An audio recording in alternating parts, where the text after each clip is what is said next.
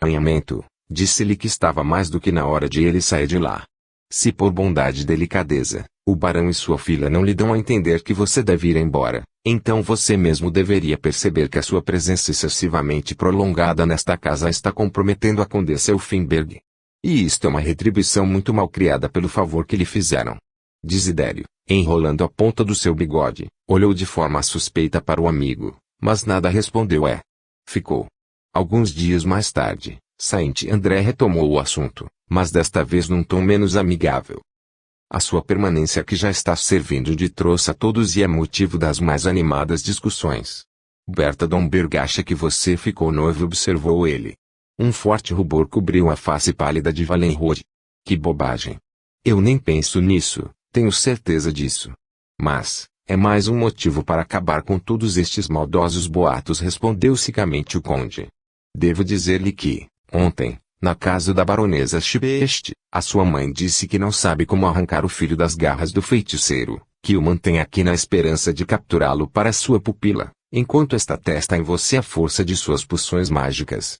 Todas as mexeriqueiras da cidade estavam lá, e isto obviamente garantirá a divulgação suficiente da fama que Dagmar e seu pai adquirirão pela sua amizade. A voz de Saint André soava com irritação e desprezo, e Desidério, ferido em seu orgulho, saltou da poltrona raivoso. Mas isto é uma detestável mentira. Não posso acreditar que minha mãe pudesse dizer palavras tão injustas e de pouco tato. Exclamou irado. Você poderá verificar isso facilmente. Só estou transmitindo o que ouvi no clube de oficiais, respondeu secamente o conde. No dia seguinte, Desidério deixou a casa hospitaleira onde lhe salvaram a vida. Da parte de Dettingen e sua filha, a despedida foi amigável e da parte de Desidério foi calorosa. Ele recebeu o convite de visitar a vila quando o seu serviço e as obrigações mundanas o permitissem. Ao chegar em casa, ele sentiu um estranho vazio e a lembrança de Dagmar a perseguiu de forma doentia. A calúnia espalhada pela mãe era extremamente desagradável e, mesmo que ele nem pensasse em casar com Dagmar, a ideia de que Saint André pudesse fazê-lo deixava-o furioso. Ele começava a sentir uma certa hostilidade pelo conde e já alimentava um ódio por Friedrich Domberg, que cortejava Dagmar abertamente. Apesar da cena agitada com a mãe, Desidério continuou a frequentar assiduamente a vila.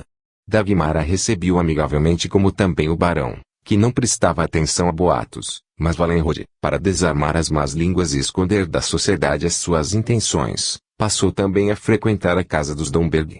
Ele manobrou com toda a perícia, que logo ninguém mais sabia se ele preferia Berta ou Dagmar. Tal era a situação, quando surgiu na cidade uma nova beldade que atraiu a atenção do jovem pândego. O posto de engenheiro-chefe das minas de carvão, próximas à capital e de propriedade do duque, foi ocupado por um nativo do norte, um certo von Rambach. Antes, ele administrara com sucesso grandes minas e ficou famoso com o livro que escreveu sobre a extração de carvão. Sua indicação provocou uma surda insatisfação entre os engenheiros locais e ele foi recebido com hostilidade, mas Rambach parecia não notar isto. Era um homem entre 45 e 50 anos, míope, pouco comunicativo, desajeitado, e tão ocupado com a própria especialidade, que, para ele, nada existia além disso. A sua esposa, em compensação, foi reconhecida por todos como muito amável e encantadora. Dinah von Rambach era uma mulher da sociedade e era tão alegre e amável quanto seu marido era calado e contido. Visitando a todos, obrigou toda a cidade a falar dos seus luxuosos vestidos.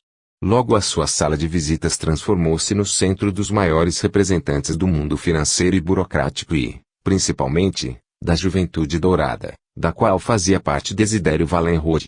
E foi por ele que Dinah von Rambach ficou sabendo da vila egípcia, que a espantou pela sua original arquitetura e porque lá moravam Dettingen e sua filha adotiva. Como? Então Dagmar Elfenberg mora aqui? Surpreendeu-se Dinah. Ela é minha amiga de infância, e vou visitá-la amanhã mesmo. Tenho as melhores lembranças do seu caráter maravilhoso. Desidério não via porque para ele poderia ser desagradável a possibilidade de uma amizade entre Dagmar e Dinah von Rambach e ofereceu-se para acompanhá-la, mas Dinah recusou sua proposta, dizendo que preferia ir sozinha e avisar Dagmar por carta da sua visita. Quando, no dia seguinte, Dinah chegou à vila, Dagmar viu-a da janela e correu para receber sua antiga amiga no saguão. Enquanto elas se dirigiam à sala de visitas, ambas olharam-se com curiosidade. Como você ficou linda, Dina! Exclamou Dagmara. E que maravilhoso chapéu! Vejo que seus gostos não mudaram nem um pouco, acrescentou, rindo. Da semente de carvalho só pode nascer um carvalho. Eu permaneci excêntrica como sempre. E você, minha pequenina santinha, transformou-se em fada Viviana, a dona do castelo Brocelion, respondeu alegremente Dina. Diga-me, continua a manter contato com a família dos Regen? Perguntou ela, após um instante de silêncio. Claro que sim. Nós nos correspondemos regularmente e no verão passado o tio e a tia vieram visitar-nos. Eles envelheceram muito e se sentem solitários.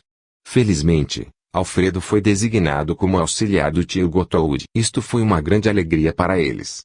E por onde anda o filho mais velho Lothar? O que aconteceu com ele? Perguntou surdamente Dina.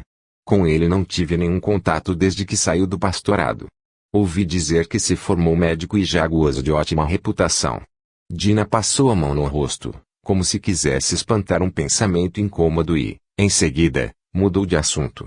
Com a sua peculiar animação, contou a Dagmara que, após fugir da casa do pastor, ela ficou alojada na casa de outra parente, uma mulher severa e séria que a vigiava como a uma prisioneira. E foi na casa daquela mulher que ela conheceu o marido, aceitando casar-se com ele para livrar-se daquela situação. Ernest é um molenga. Avarento, ciumento e insuportável. Mas aceitei ser sua esposa, para obter o status de mulher casada. Além disso, a sua riqueza seduziu-me. Infelizmente, em vão. Não recebi o quanto imaginava. Digamos que o matrimônio tem algumas qualidades, mas ele é também uma humilhante escravidão.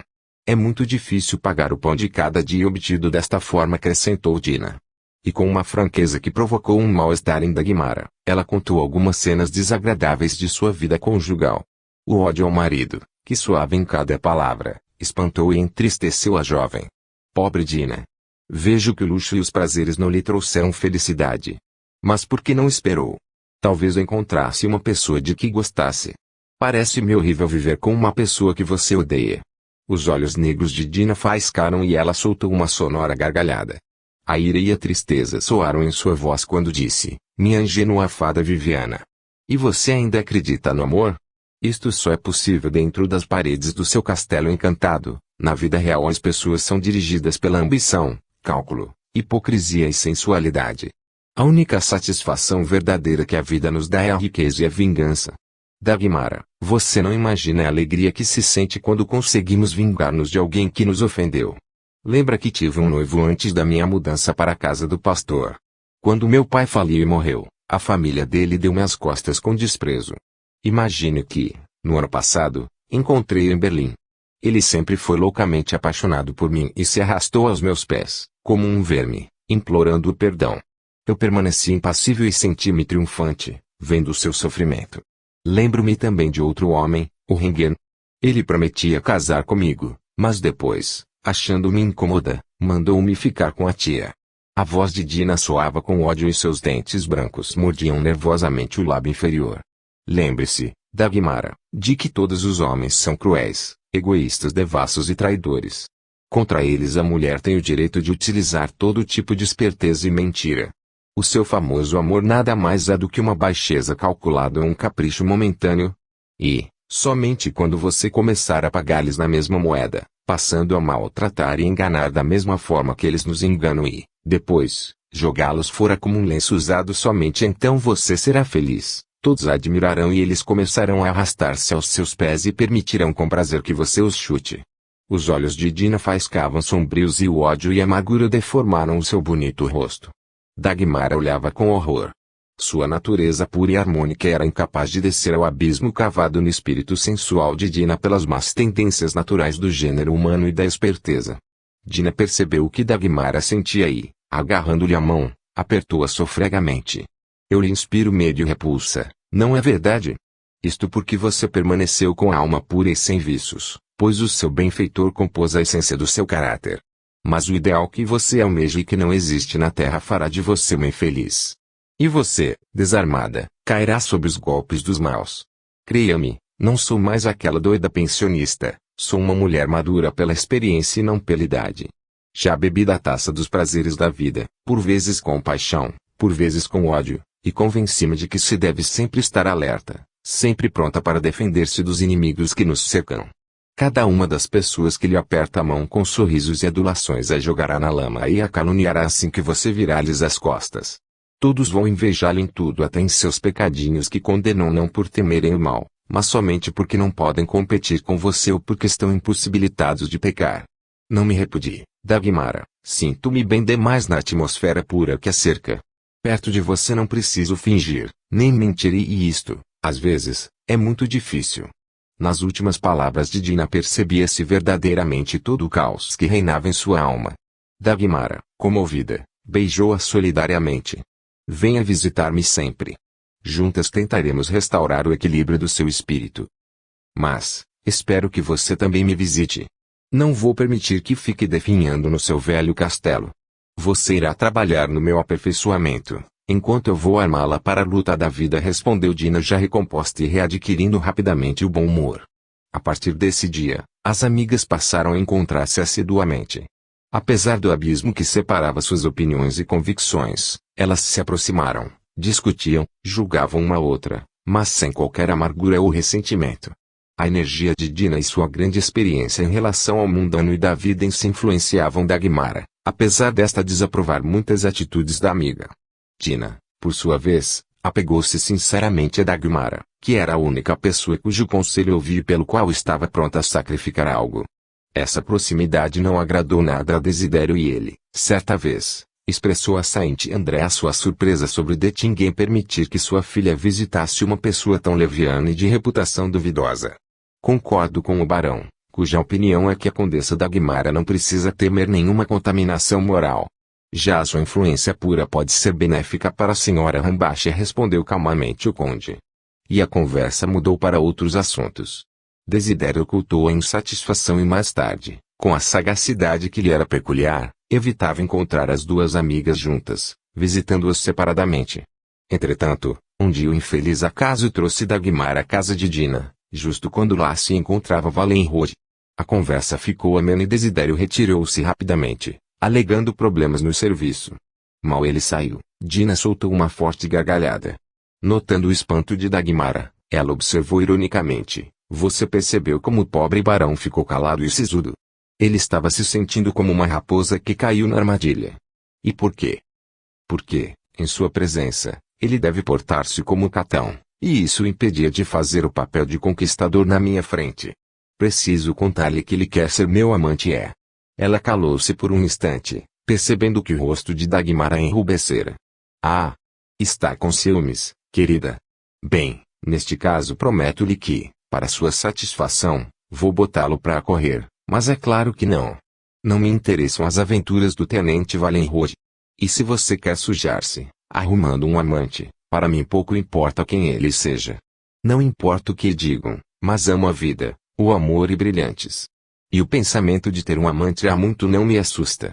Mas, Deus me livre escolher o Desidério, quando percebo que isto não lhe agrada. Francamente. E para quê? Posso trocá-lo pelo Conde de Stahl. Ele é mais rico e o principal mais generoso que Valenrod. Você enxerga nele inúmeras qualidades ideais?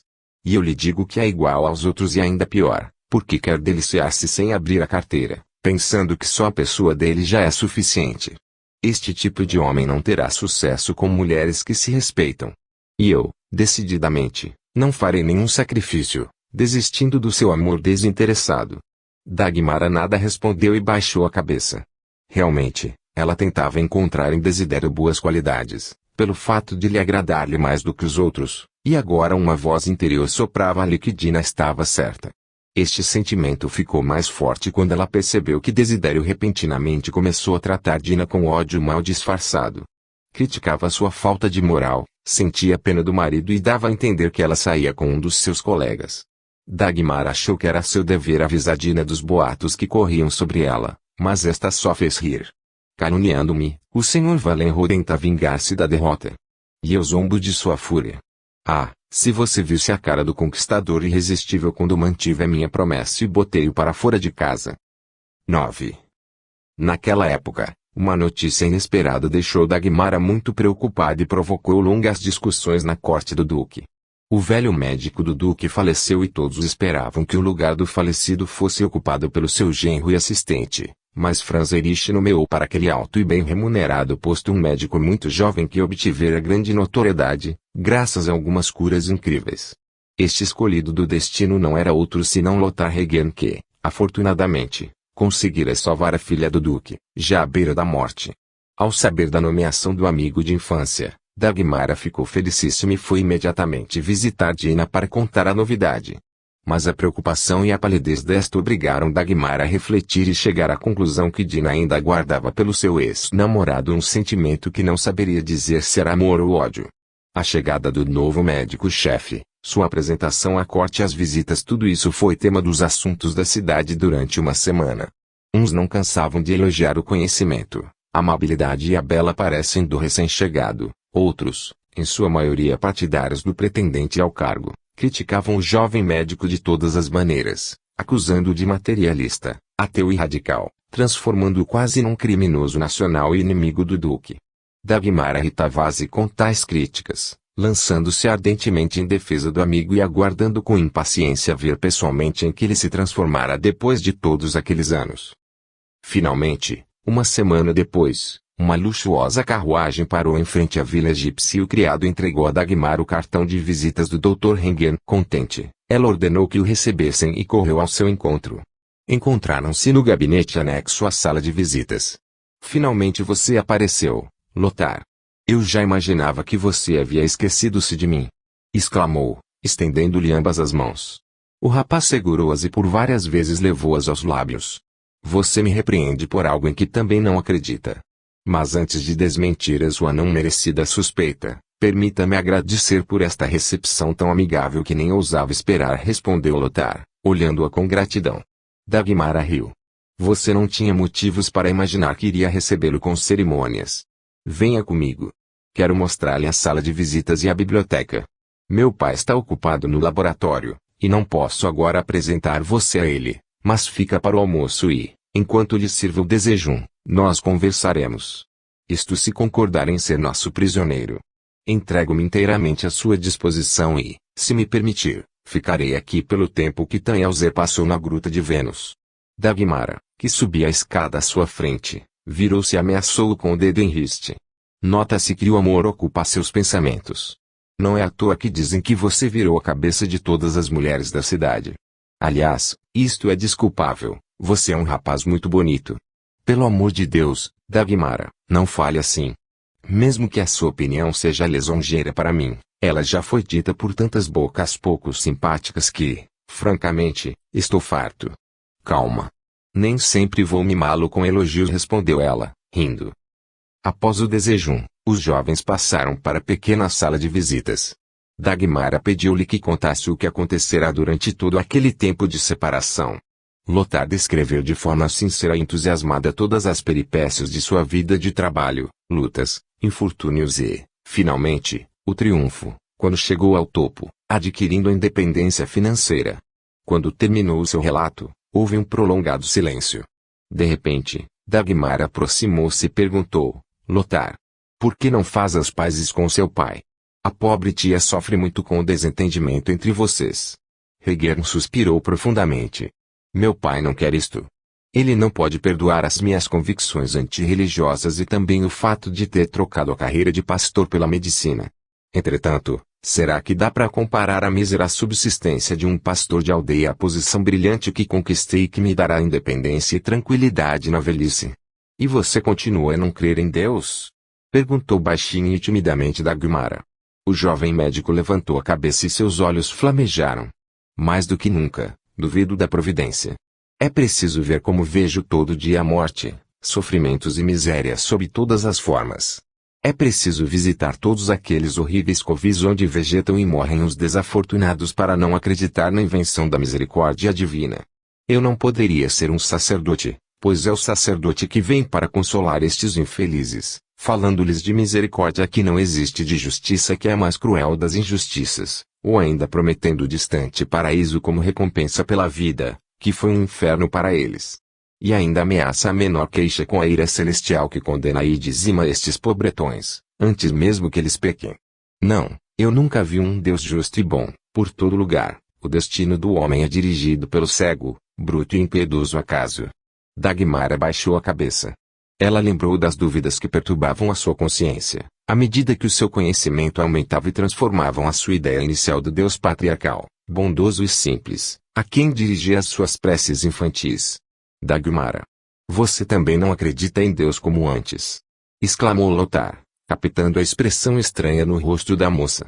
A jovem levantou a cabeça e o seu olhar límpido e tranquilo como um raio de luz iluminou os olhos sombrios e flamejantes do seu interlocutor. Não, Lothar, eu creio em Deus com todas as forças do meu espírito, mas entendo de forma diferente da que achava anteriormente. Agora, para mim, ele já não é mais o Deus do Velho Testamento, parcial, vingativo e intolerante, ou seja, uma imagem distorcida do Ser Supremo, na forma que criaram para si as pessoas, rebaixando-o ao nível de seus interesses vulgares e dotando de suas próprias ambições e fraquezas. Não. O Deus que venero é uma força criadora que dirige o universo, um ser supremo que não pode ser compreendido pela nossa fraca mente. Ele paira sobre este universo infinito e incomensurável como ele próprio, em permanente criação e mantém a ordem e a harmonia que nós vemos por todo lugar no infinito com suas leis imutáveis. A vontade dele, que não podemos entender, dirige com igual distinção a vida e o destino, tanto de uma nebulosa quanto de qualquer átomo. As leis químicas estabelecem a permuta de todas as substâncias, mas a existência destas leis imutáveis garante a harmonia de suas inter-relações, pois estas leis são as mesmas para tudo no mundo, desde o átomo até as estrelas. Isto significa que Deus não julga e nem condena. O próprio homem transgride as leis às quais é submetido, alterando com isso o equilíbrio e transformando-se em vítima da própria desordem. Os grandes pensadores dos templos chamaram Deus de indefinível. Aquele que sempre existiu e não tem fim. Deste ponto de vista, Deus é o início de tudo que existe, de cuja grandeza não temos somente uma vaga ideia, que está longe demais das nossas misérias humanas e não pode ser confidente das nossas tristezas. Apesar disso, existe uma ligação direta de nós com o Ser Supremo e a prece sincera e fervorosa, um impulso de nossa alma, que é originário de sua respiração e que através de purificação e sofrimento, almeja retomar novamente a fonte de origem. O rosto encantador de Dagmara animava-se à medida que expunha a sua crença e a luz do conhecimento superior luzia em seu olhar. Lothar ouvia em silêncio, como se estivesse encantado. A grandeza desse conceito filosófico de Deus deixava-o perplexo, abalava suas convicções materialistas e enfraquecia as armas cunhadas contra o Jeová de Moisés. De onde aprendeu isto? Quem lhe ensinou tal conceito de Deus? Sou pupila do meu pai adotivo, que passou muito tempo na Índia, estudando a sabedoria dos antigos. Diante das grandes verdades ensinadas e comprovadas por esta ciência antiga, o ateísmo derrete como cera no sol. Lothar, aquela benéfica não existência que aparentemente consome a existência humana com um gás decomposto não existe. A alma humana é indestrutível e eterna, como aquele que a criou, e a morte é simplesmente um tipo conhecido de transformação de matéria, que passa, sob certas condições, do estado sólido para gasoso. Você sabe que na natureza nada se perde, transformando-se e vivendo sob nova forma. Acrescente aos seus estreitos conhecimentos a ciência do ocultismo, estude o enorme campo do espiritismo, a função capital da influência do espírito sobre o corpo e então você obterá a verdadeira chave para aliviar realmente o sofrimento humano. Meu pai não é médico, mas cura doenças reconhecidas como incuráveis pela sua medicina. Lothar ouvia com os olhos brilhando. Tudo o que me disse é por demais interessante. Você está abrindo para mim ideias novas e surpreendentes, que coloco acima do palavreado vazio clerical com o paraíso chato e o inferno infantil. Estou querendo, cada vez mais, conhecer o seu pai adotivo. Você o verá no almoço. Espero que ele me permita visitá-los mais vezes, para descansar do meu trabalho cansativo. Muitas vezes me sinto só e fraco. Você sabia que aqui na cidade mora Dina, sua antiga paixão? Só que ela está casada com o engenheiro Rambashi. Informou Dagmara, sorrindo maliciosamente. Um sorriso de desprezo passou pelos lábios do jovem médico. Numa das casas que visitei, encontrei a senhora Rambashi, mas fiz de conta que não a conhecia. Por quê? Você ainda sente raiva por ela ter casado? Eu sei que você era louco por ela e queria casar. Felizmente não o fiz e ela foi suficientemente esperta para casar sem me esperar, respondeu zombeteiramente Lothar. Mas Dina é muito bonita e tem muitos admiradores. Até demais. Ouvi sobre isso boatos não muito lisonjeiros ao seu marido. Além do mais, ela não me agrada. Seus modos são muito espalhafatosos e seu olhar demasiadamente atrevido. Mesmo sendo um materialista, nas mulheres eu procuro ideais e aquele imperceptível encanto benéfico. Pobre Dina. Ela ficará muito desapontada quando perceber quão severamente você a julga. Suspeito que ela guarda de você as melhores recordações, disse Dagmara, rindo. Mas venha. Já estão chamando para o almoço e meu pai não gosta de esperar. A partir desse dia, Lothar virou um assíduo visitante da vila e passava lá todas as suas tardes livres. Nessas visitas sempre começavam barulhentas mas amigáveis discussões entre o velho sábio ocultista e o jovem ateu, cada um defendendo as próprias teorias. Lothar ficava vermelho e nervoso quando Dettingen afirmava que todos os médicos são ignorantes, que tateiam na escuridão da matéria e se negam terminantemente a iluminar essa escuridão com a luz da alma. Saint André por vezes estava presente às discussões, mas a sua participação sempre era modesta. Ele passou a diminuir as suas visitas a Dettingen. O rapaz percebia que o seu sentimento por Dagmar assumira dimensões perigosas e, como a garota tratava-o como um irmão, ele receava dar maior vazão ao seu amor, que o deixaria infeliz. Já Desidério continuava a visitar a casa de Dettingen. Só que agora ele era motivado pelo surdo ciúme do jovem médico, mas, para evitar suspeitas comprometedoras, ele com a sua típica racionalidade e ambiguidade continuava a cortejar Berta Domberg. Desidério executava tão bem suas manobras que as comadres da cidade se atrapalhavam e não conseguiam decidir qual das duas moças tinha maior chance de ser a escolhida. Dagmar era muito observadora e percebeu que Saint André amava e, por isso, analisava seriamente o próprio coração. Ela se afeiçoou muito àquele simpático rapaz, mas, infelizmente, só sentia por ele amor fraternal e o pensamento de casar com ele repugnava. Quanto a Desidério, ela sentia algo bem complexo, que por vezes não entendia. Em sua presença, ela sentia um surpreendente bem-estar e parecia que dele emanava uma vitalidade, enchendo-a de novas forças e energia. Quando Desidério deixava de aparecer por alguns dias, ela era dominada por um torpor e um estado de nervos crescente que desapareciam imediatamente com a chegada do rapaz. Ela chegava a adivinhar a sua vinda pela sensação agradável de calor e um tremor interior que a irritavam, ainda que, após esses indicadores infalíveis da chegada do barão, seguisse-se um bem-estar geral. Um acontecimento inesperado convenceu ainda mais Dagmara de que Desidério tinha sobre ela uma inexplicável influência. Certa vez, numa reunião no palácio da duquesa envivada, a alta roda ocupava-se do jogo da moda adivinhação de pensamentos.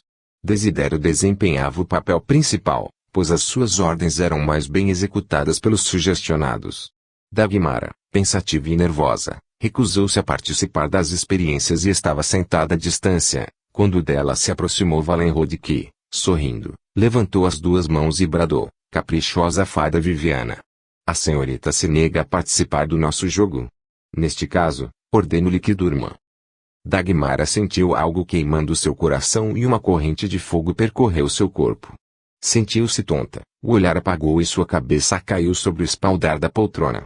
Desidério, surpreso com o efeito inesperado da sua brincadeira, debruçou-se rapidamente sobre a adormecida e pegou na sua mão.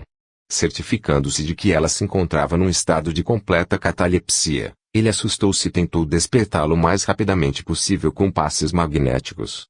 Conseguiu fazê-lo com certa dificuldade, pois a duquesa e os outros presentes atrapalhavam, criticando-o por tentar experiências tão perigosas.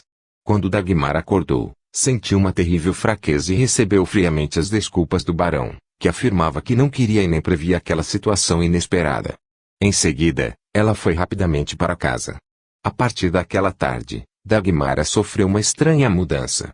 Todo o seu amor próprio se ressentia, ao pensar que estava submissa ao misterioso poder de um homem em quem não confiava, percebendo instintivamente que, apesar da amabilidade e visitas constantes, ele não a amava com sinceridade. Entretanto, mesmo convicta disso, ela ansiava pela sua presença e o olhar e aperto de mão de Desidério pareciam influir nos seus fluxos vitais.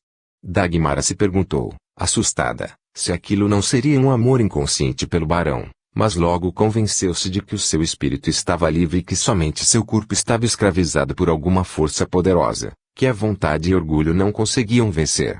A descoberta dessa situação teve um efeito terrível em Dagmara.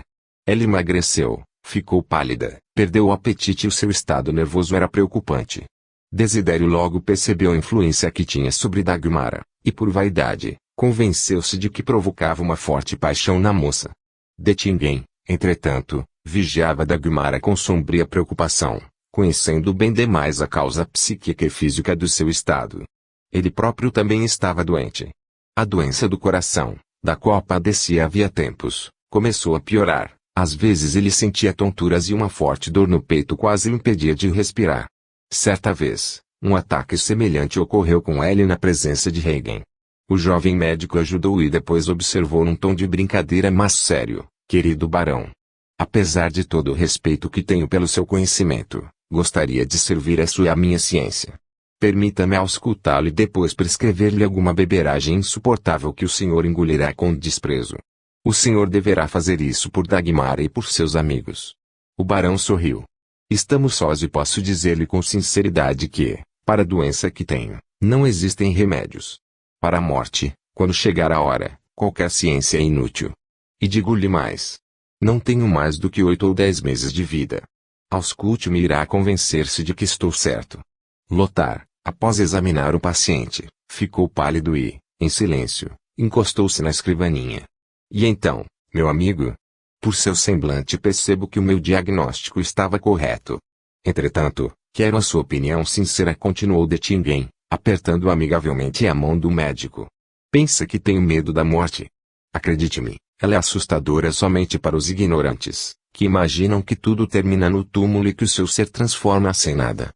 Para mim, a morte é uma transformação periódica, uma conhecida fase da vida, necessária para o aperfeiçoamento do espírito. Só não gostaria que Dagmara soubesse do meu estado. Seria muito difícil para ela. Dagmara, às voltas com o seu problema espiritual, evitava a sociedade, alegando que a doença do pai lhe tomava todo o tempo. Até Dina ela passou a ver mais raramente e nem percebeu a mudança ocorrida no caráter e maneiras da amiga. Dina mergulhava no turbilhão de prazeres, surpreendendo a todos com suas artes, vestidos e denguices, ou trancava-se em casa, isolando-se, inacessível aos inúmeros admiradores desesperados. Essa inconstância de caráter teve início a partir do dia em que recebeu a visita de Dr. Hagen.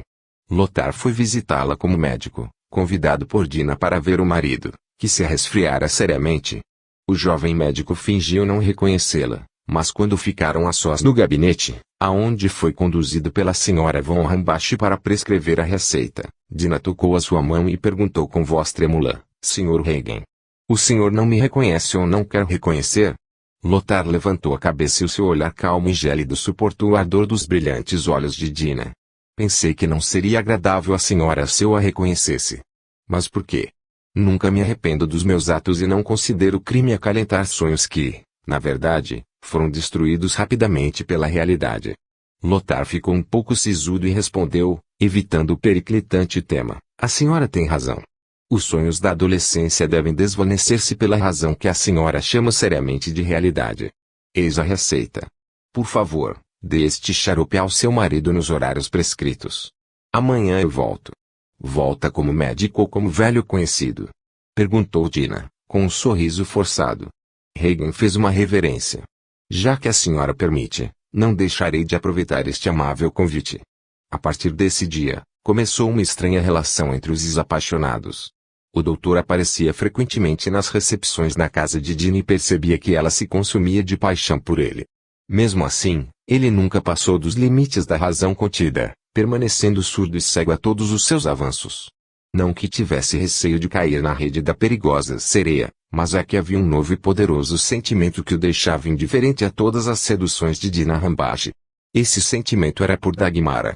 Sua delicada beleza, sua alma pura e orgulhosa, e a mente extraordinariamente desenvolvida, tudo isso encantava o jovem médico e em seu espírito calou fundo desejo de torná-la sua esposa. Ele encarava Saint-André, Domberg e Wallenrode com um olhar ciumento, entretanto, logo percebeu que precisava preocupar-se somente com o asqueroso Desidério, que odiou pela preferência que a moça lhe dava. Todavia, o que mais irritava Lothar eram os boatos que corriam sobre Dagmar e Wallenrode. Este último passou a frequentar cada vez menos a casa dos Domberg e a cortejar abertamente a condessa. E o fazia sem nenhum cuidado, pois sabia que nem Dettingen e nem sua filha nada fariam para dominá-lo.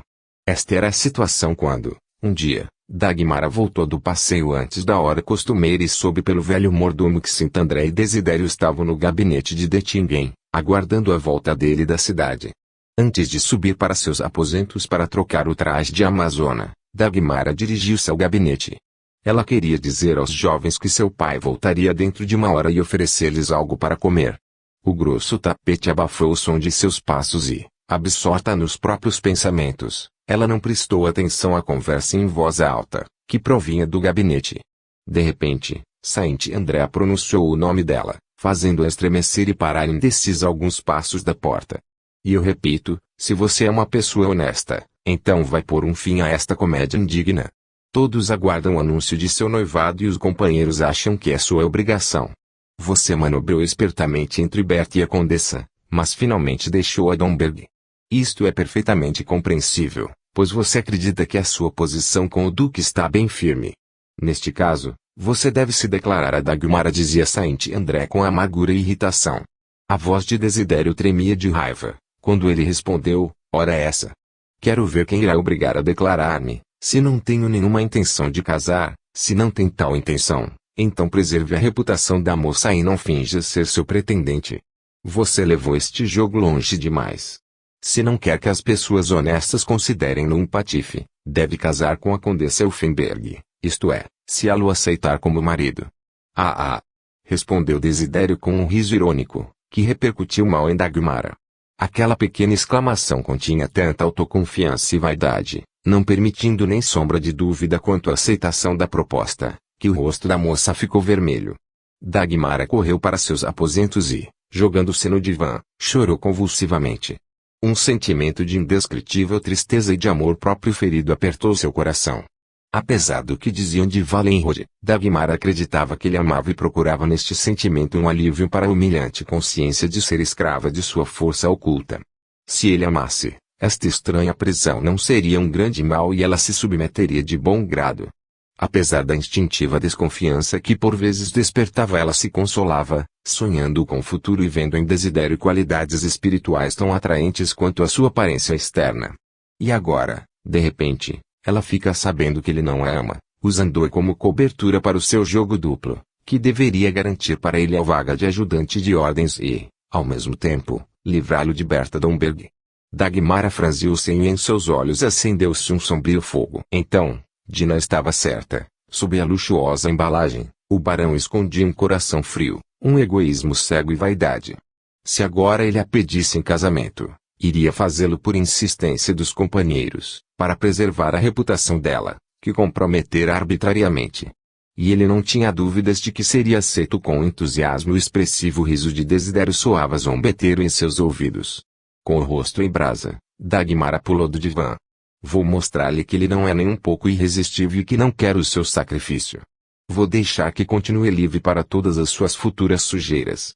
Pensava ela, andando nervosa pelo quarto. Mas esse nervosismo foi passageiro e, parando diante da pia da toilette, Dagmara lavou o rosto com água fria. Ela sentiu um vazio interior, seu universo de sentimentos e esperanças desmoronou e desapareceu num abismo sem fundo. Mas a sua alma, bondosa e disciplinada na arte do autodomínio, não vacilou. Uma hora depois ela apareceu na sala de visitas e nada, exceto a palidez, demonstrava a tempestade que havia passado em sua alma. Ela conversou como sempre, e os dois oficiais saíram sem suspeitar que ela ouvira sua conversa. Ao voltar para casa, o barão trancou-se em seus aposentos e, por muito tempo, estudou o problema que o preocupava. Era difícil evitar o casamento, devido à opinião pública, e isto significava que devia submeter-se. Quanto ao assentimento de Dagmara, ele não duvidava disso nem por um segundo. A garota era sem dúvida encantadora, honesta e lhe agradava muito. Também devia levar-se em conta o seu poder oculto, que seria muito importante, principalmente a partir do instante em que tal poder estivesse inteiramente à sua disposição. Além disso, ela era tão ingênua e confiante que nunca iria incomodá-lo. Ele poderia continuar a sua costumeira vida de solteiro, com liberdade ainda maior, pois livrar-se-ia do rígido controle da mãe. Esse inesperado pensamento fez Desidério endireitar-se. Ele percebeu que se livraria de uma incômoda e cansativa carga e saltaria para a liberdade.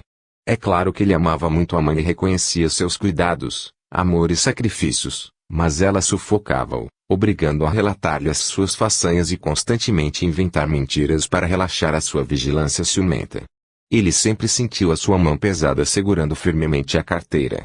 É verdade que ela não ligava para suas aventuras amorosas e nunca o repreendeu por façanhas que a sua própria consciência rotulava timidamente como más e indignas, mas tal condescendência da mãe era um prêmio demasiadamente pequeno por sua tirania geral e a liberdade restrita era infinitamente preferível. Apesar da inabalável decisão de casar, Valenro passou uma semana sem aparecer na vila egípcia.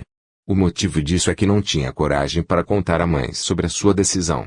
Ele temia a sua ira, sabedor do ódio que a baronesa nutria pela filha de sua antiga adversária, que não perdoou nem no túmulo por Gunther amá-la. Mas, um dia, ele ordenou que o selassem o seu cavalo e foi tomar o desejum, decidido firmemente a falar com a mãe. Ele quase não tocou na comida, tomando apenas alguns copos de vinho. A baronesa observava em silêncio e finalmente perguntou: "O que você tem, Desidério? Estou observando há alguns dias que você está muito estranho. Está com dívidas ou problemas no serviço? Desilusões amorosas? E por que ontem você não foi à casa dos Domberg? Já é a terceira vez que você declina indelicadamente o convite deles. Na minha opinião, você deve dar um basta a isso e declarar-se aberta. Ela é um partido brilhante. A maravilhosa propriedade Erlengolf foi adquirida em nome dela." Desidério levantou-se, colocou o copo na mesa e disse surdamente: "Eu nunca vou casar com a filha de uma ignóbil porca que nos arruinou e em cuja cama meu pai suicidou-se. Minha esposa será a condessa Dagmara von Elfenberg. Eu a comprometi e devo casar-me com ela." A baronesa endireitou-se, seu rosto pálido cobriu-se de manchas vermelhas e os lábios trêmulos negaram-se a obedecer. De repente, ela jogou-se sobre o filho, agarrou-o pelo braço e, agitando-o com força, gritou com voz sibilante e irreconhecível: "Patife! Idiota vulgar! Para que foi seduzir aquela meninota? Já não lhe chegavam as suas amantes." Desidério afastou a mão da mãe e, recuando, disse com olhar flamejante: "Eu não a seduzi e nem tinha a intenção de fazê-lo. O meu jogo duplo para manter a vaga de ajudante de ordens e enganar a Domberg obrigou-me a comprometer Dagmara. Vou agora à vila e volto de lá noivo. Prepare-se para isso. Minha decisão é inabalável. Não esqueça que você deve minha vida a Dettingen e sua ira gratuita faz você simplesmente bizonha." E, sem esperar pela resposta, saiu correndo de casa, montou no cavalo e galopou para a vila. A baronesa, vendo-se só, começou a correr feito louca pelos quartos e, por fim, teve um forte ataque de nervos. Caiu no divã, soltando fortes gritos e risadas agudas que deixaram a camareira aterrorizada, imaginando que ela havia enlouquecido. A rápida corrida ao ar livre acalmou um pouco Desidério. Chegando ao bosque que ficava a caminho da vila, ele conteve o cavalo e virou para uma trilha fora da estrada. A trilha era mais longa mas, em compensação, não tinha poeira. Imerso nos próprios pensamentos, Desidério ia a passo lento quando, de repente, ouviu o tropel de outro cavalo e, por entre as árvores, viu Dagmara que se aproximava, vindo da direção oposta pela mesma trilha. Nervosa e triste, ela ordenou que lhe selassem um cavalo e decidiu dar um passeio sozinha, como fazia sempre que queria ficar só. Ao ver o barão, ela ficou levemente emburrada. Aquele encontro não lhe agradava, mas Desidério não deu a mínima importância àquele mau sinal. Ele percebeu com vaidade que Dagmara estava mais pálida e magra e que nos cantos de sua boca surgira uma amarga dobra. "Ah!" pensou ele. "Ela está triste com minha longa ausência. Mas mesmo sem a mínima vontade da minha parte, vou agora dissipar esta sombria preocupação e transformar o lírio em uma rosa. E, convenhamos, ela não é nada má", acrescentou ele, com ar de conhecedor, admirando a formosa e esguia figura de Dagmara. Estocando o seu cavalo, ele aproximou-se rapidamente da jovem. "Condessa", disse ele, depois dos cumprimentos, "permita-me acompanhá-la até a vila. Eu estava dirigindo-me para lá na esperança de encontrar a encantadora anfitriã sozinha. Precisamos conversar sobre um assunto muito importante e gostaria de fazê-lo o mais brevemente possível." Dagmara estremeceu imperceptivelmente, mas sua voz estava firme, quando respondeu: "Pode falar, barão. Neste instante o bosque está tão vazio quanto a minha sala de visitas. O que quer me dizer?" Uma profunda ruga surgiu na lisa testa de Desidério. A resposta de Dagmara e o seu tom não lhe agradaram nem um pouco. "Vejam só. Esta garotinha ainda quer exibir-se, quando sei que está ardendo e definhando à espera de minha declaração. Ela me paga. Este pensamento passou momentaneamente na cabeça do barão, mas o seu rosto expressava mais profunda ternura. Aproximando-se de Dagmara, ele pegou-a pela mão e murmurou com a voz carinhosa, que tantas vezes o ajudou a atrair em sua rede mulheres incautas que ele queria possuir: eu te amo, Dagmara. Se o quisesses, já terias notado isso há muito tempo. Decidi finalmente declarar-me, peço-te a mão para tornar-te a companheira da minha vida. A jovem ouviu cabisbaixa. Ela tentava captar naquelas palavras uma única nota de sinceridade, ou um impulso do coração. Não encontrando nada parecido, sua alma encheu-se de severa amargura e ela respondeu friamente: a sua proposta me lisonjeia, barão, mas não posso aceitá-la. A senhorita não me quer? Murmurou Desidério, não acreditando nos próprios ouvidos. Não quero, pois não posso ser esposa de um homem que vai casar comigo somente por questão de honra e por insistência de seus companheiros, disse Dagmara, sublinhando cada palavra e olhando-o com desprezo. Desidério empalidecia e ruborizava. Foi invadido por uma fúria insana, parecia-lhe ter recebido uma bofetada. Conteve-se com dificuldade e disse por entre os dentes: Condessa, a sua rejeição é uma ofensa para mim. Com que direito faz isso? Os olhos cinzentos de Dagmara escureceram e o seu olhar sério encarou desafiadoramente os olhos indignados de Desidério. Pelo direito incontestável de dispor de minha própria pessoa. Mas vou expor-lhe a razão da minha negativa. Não preciso de que casem comigo por questão de honra, porque não me acho comprometida com as suas constantes visitas. E, para livrá-lo de quaisquer suspeitas quanto à falta de nobreza em relação à mulher cuja reputação, em sua opinião, o senhor manchou, posso anunciar abertamente que o senhor pediu a minha mão em casamento e eu recusei. O senhor está livre, barão Wallenrod. Não sou mais necessária para livrá-lo de Berta Domberg. E eu mesma considero o senhor livre de quaisquer obrigações para com a minha pessoa. E, sem esperar a resposta, ela virou rapidamente o cavalo e galopou para longe. Desidério permaneceu imóvel no lugar. Sua cabeça girava e uma terrível fúria interior quase o impedia de respirar. Nunca antes a sua vaidade sofrera tão duro golpe, e o papel de vítima submissa do cumprimento da honra que ele pretendia desempenhar não deu certo. Além disso, ele estaria numa situação ridícula se a verdade fosse revelada. E aquela fraca e ingênua meninota que o amava, ele tinha certeza disso, ousou dizer-lhe não e demonstrar-lhe o seu desprezo. Naquele instante um profundo ódio por Dagmara encheu seu coração e ele cerrou os punhos, mordendo nervosamente os lábios. Mas quem poderia ter contado tudo a ela, abrindo-lhe os olhos e transformando seu amor em inimizade e desprezo, pois ela certamente o amava. Aquele olhar límpido, que nunca mentia, confirmou isso inúmeras vezes. Apesar da raiva, Desidério sentia também uma amarga tristeza, pois desde que perdeu Dagmara, ela adquiriu aos seus olhos um valor especial. Andando pelos arredores por algumas horas, Desidério retornou à cidade. Seu cavalo estava exausto e ele, depois do prolongado passeio, parecia calmo, mas só externamente. Além do mais, ele não conseguia decidir-se a voltar para casa e, então, foi direto à casa de seu companheiro, que festejava a sua promoção a tenente, com grande almoço e bebedeira. Quando Desidério chegou, todos os presentes, entre os quais algumas atrizes, já estavam sentados à mesa e receberam-no com gritos de boas-vindas. O banquete era farto e o vinho corria a cântaros. Desidério, levado pelo ambiente animado e alegre, bebia copos e mais copos, superando a todos com o seu comportamento livre e gracejos picantes. Após o banquete, todos passaram para o salão de visitas. Primeiro começaram a cantar e tocar, depois dançaram e jogaram cartas, enquanto isso a bebedeira prosseguia. Já eram cerca de 3 horas da madrugada quando todos saíram. 2 criados levantaram Desidério da poltrona com dificuldade, conseguiram vesti-lo no uniforme e o enrolaram no sobretudo do patrão, pois o sobretudo do barão fora levado por engano por um dos convidados. Em seguida, colocaram-no numa carruagem e ordenaram ao cocheiro levá-lo para casa.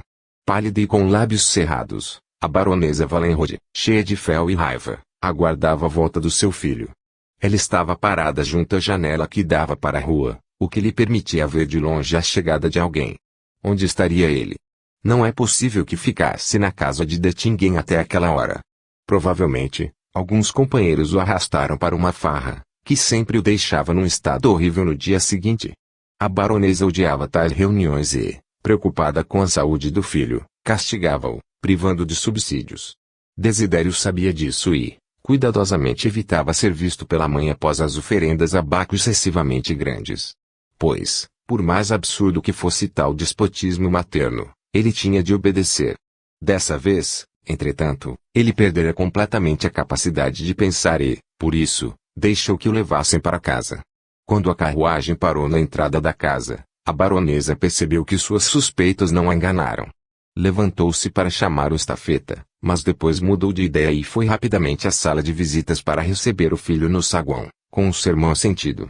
Ela ouviu Desidério subir as escadas com dificuldade, depois, a mão trêmula começar a procurar o buraco da fechadura sem conseguir acertá-lo com a chave. Finalmente conseguiu e entrou no saguão, jogando ao chão o sobretudo, que mal se mantinha sobre os ombros. De repente, ele viu a mãe e algo parecido com a surpresa passou pelo seu pálido e desfigurado rosto ao vê-la de pé aquela hora. Ele encostou-se na parede, pois as pernas trêmulas recusavam-se a obedecer-lhe e, com o olhar turvo, ficou encarando-a. A baronesa olhava-o, muda de raiva. Tudo aquilo significava que ele voltava de uma bebedeira e naquele instante estava incrivelmente parecido com o seu finado pai. Quantas vezes Gunther voltou para casa no mesmo estado, com o uniforme desarrumado, camisa aberta, olhos afundados e vítreos a personificação da boemia. Ao lembrar disso, Helena estremeceu e cerrou os punhos. Certa vez, quando Desidério tinha 16 anos e frequentava a academia militar, ele voltou para casa completamente bêbado. Naquela ocasião, a baronesa agarrou o chicote das trêmulas mãos do filho e deu-lhe uma violenta surra que este não esqueceu por muitos anos. Ela faria isto novamente com prazer, mas Desidério já não era um menino e o espancamento já passara para a história. Parece que você comemorou bem o seu noivado. Embevecidos pelo triunfo, Dettingen e sua futura esposa receberam-no bem. Disse ela com voz trêmula de raiva. Os olhos de Desidério acenderam-se. Acalme-se. Ela não quis casar comigo, respondeu roucamente. Não quis casar com você? Repetiu a baronesa, desconfiada e ofendida, desta vez, no orgulho materno. Ela é uma débil mental? Provavelmente. Respondeu Desidério, com leve ironia. Em seguida, zigue-zagueando e segurando-se nas cadeiras, ele se arrastou para o quarto. A baronesa o seguiu, ouvindo-o dar encontrões nos móveis e tirar as botas com forte ruído. Depois disso veio o ruído de vidro quebrado e tudo silenciou. Então a baronesa voltou em silêncio ao seu quarto. Então ela não quis para marido. Será que não ama? Ou tal resposta foi sugerida a ela pelo diabólico orgulho herdado da mãe? Pensava ela, despindo-se e esquecendo que, se Dagmar a visse Desidério do jeito que ele estava naquele momento, teria ficado feliz com a própria decisão. Graças a Deus que tudo aconteceu assim e me livrei dela. E devo desculpar esta arte do meu filho. Isto é absolutamente natural depois de tal ofensa à sua vaidade. Pois é. Deus sabe o que faz, concluiu a baronesa suas elucubrações, esticando-se prazerosamente no leito. 10. Dagmara voltou para casa extremamente agitada. Estava satisfeitíssima por ter dito não a Desidério e jogado na sua cara a hipocrisia e a baixeza de seus atos e descontado aquele desdenhoso a. Mas, ao mesmo tempo, sentia-se cansada, nervosa e atormentada por uma tristeza que nunca havia sentido antes. Quando Dettingen chegou, percebeu imediatamente pelo brilho febril dos olhos, lábios tremendo de nervosismo e palidez de Dagmara, que acontecera algo. Ele desconfiou que aquela agitação fora provavelmente provocada pela declaração de Desidério e, querendo certificar-se disso, sentou-se perto de Dagmara e perguntou, abraçando-a carinhosamente, você está nervosa, minha querida criança? O que aconteceu? Você sabe que sou seu melhor amigo e que pode confiar em mim, eu sei, papai. Eu estava aguardando ansiosamente para dizer que hoje Wallenrod me propôs casamento e eu não aceitei. Dettingen estremeceu e seu rosto ficou sombrio. E por que você decidiu esta questão tão importante sem me consultar? Porque sabia de antemão que você iria aprovar o que fiz. Papai, ele é uma pessoa indigna, do tipo daqueles que você me falou. Você próprio não gostaria de ver-me casada com alguém que não poderia respeitar. Com o rosto vermelho e olhar faiscante, Dagmara contou-lhe tudo o que acontecera entre ela e Desidério. Dettingen ouviu com atenção e levantou-se, com um profundo suspiro. Só posso aprovar o que fez, minha querida criança. A sua dignidade feminina fez você agir assim. E retirou-se para o gabinete, alegando ter um trabalho inadiável. Mas, em vez de trabalhar, Começou a andar pelo quarto com o semblante sombrio e preocupado. Por fim, jogou-se na poltrona e cobriu o rosto com as mãos. E então, o ato de alta sabedoria transformou-se em ato diabólico. Como pude ligar esta vida juvenil àquele patife? Será que tinha o direito de agir assim, sem seu consentimento e sem revelar-lhe toda a verdade? Confessar agora seria impossível e sem sentido. O crime está feito. Abusei da confiança de um ser inocente e entreguei em sacrifício a minha ciência. Como um Shylock, eu obriguei a pagar com o seu próprio corpo o bem que fiz. Ele levantou de supetão da poltrona e, agitado, começou novamente a andar pelo quarto. Eis o dragão que guarda a entrada para o mundo desconhecido, que resolvi estudar.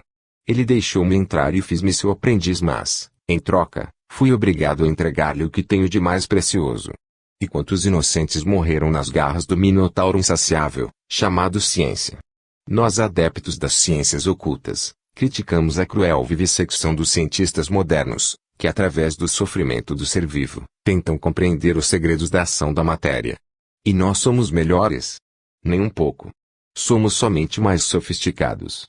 Sob o nosso bisturi, em vez de sangue, corre a própria essência da vida. Utilizamos sem vacilar a força vital do ser e o fazemos sofrer, para despertar aqueles eventos misteriosos que deverão fazer a turba ingrata e imbecil crer na vida após a morte.